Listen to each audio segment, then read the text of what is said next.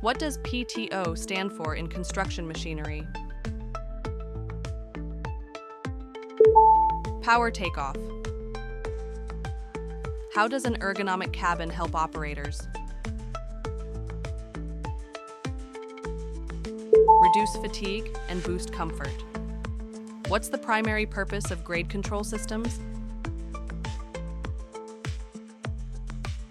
Ensure precise grading. What is the main function of a crawler dozer? Push heavy loads on rough terrain. What's the biggest challenge for remote operation in construction?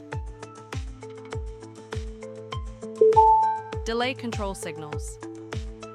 Share your winning answers in the comments.